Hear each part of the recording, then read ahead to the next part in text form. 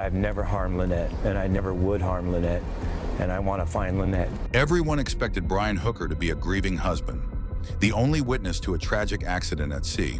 My only focus is to go back to the boat and then hire or beg people to help me go find some areas to search. But investigators are now uncovering details that suggest his story may not just be incomplete, but carefully constructed.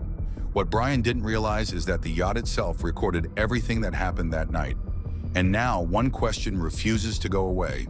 What really happened to Lynette Hooker? As you can imagine, things are chaos and hectic, and I welcome any attention, anything that helps me further my goal of finding Lynette.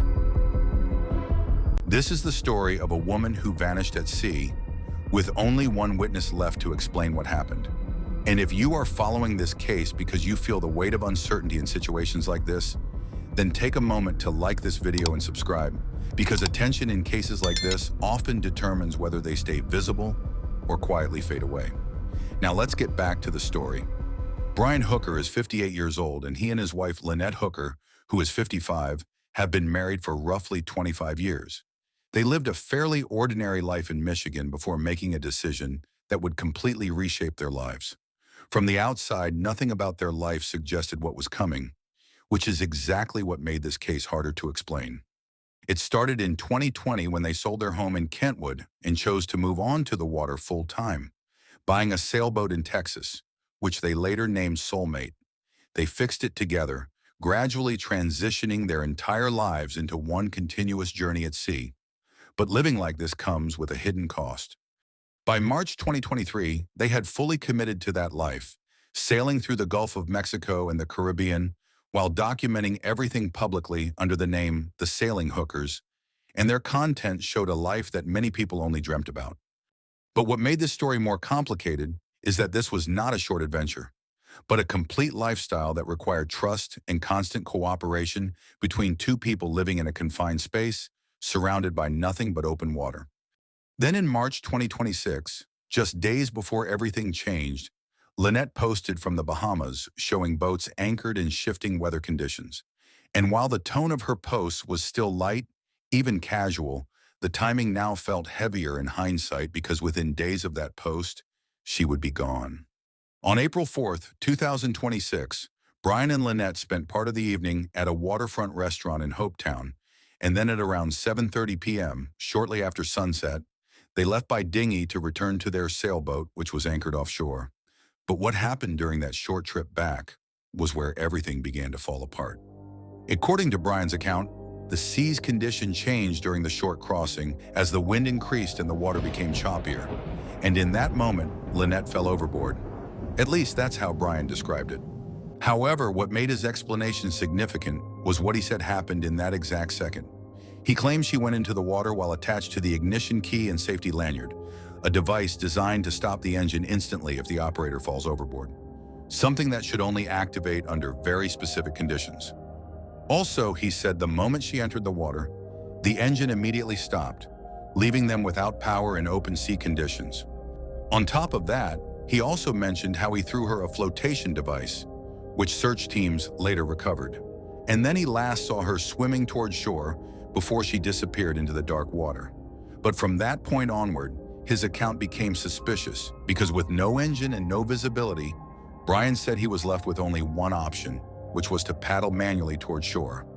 What followed was where emotional weight began to build, because according to messages he later shared, he paddled for approximately 7 hours through the night, alone in open water, before eventually reaching land near Marsh Harbor and then reporting Lynette missing shortly after. This means a long stretch of time where no one can verify what actually happened. And this is the part that investigators can't ignore. While Brian's account was built on absence, there was another system that was built entirely on presence.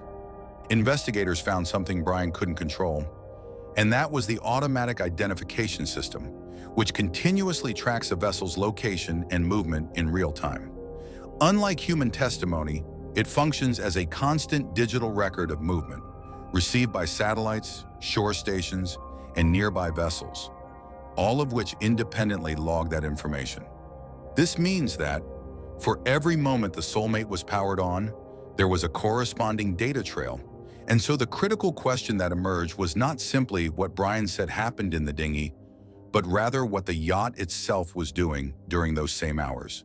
If the vessel remained stationary at anchor throughout the night, then the data would align with his account.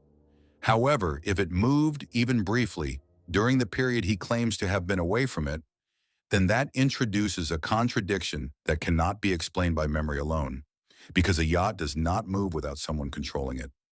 And this was where the emotional tension deepened, because the people closest to Lynette were no longer convinced the story adds up. Her daughter, Carly, publicly questioned multiple parts of the story. From the ignition key detail, the direction Brian chose after the incident, to even the tone of his communication afterward, which she says didn't match someone who had just lost his wife. Why wouldn't he drop anchor and look for her? Why did he paddle the other way? If my significant other fell into the water, I'd be freaking out and going after him. Like, I wouldn't just bye. I'd be out in the middle of the ocean with you. And although none of these observations prove anything on their own, together they create a pattern of uncertainty that keeps reopening the same central question.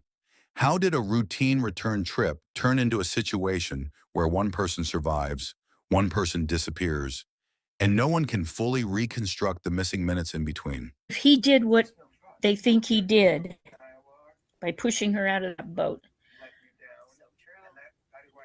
he needs to tell the truth. At the same time, Brian denied all allegations of wrongdoing, and authorities have not charged him with any crime. They had no evidence and they had no choice but to release him.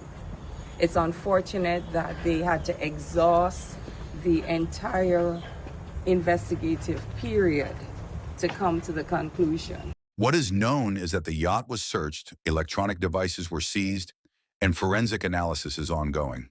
The AIS data remains one of the key pieces being reviewed because it provides structured movement data that cannot easily be argued away.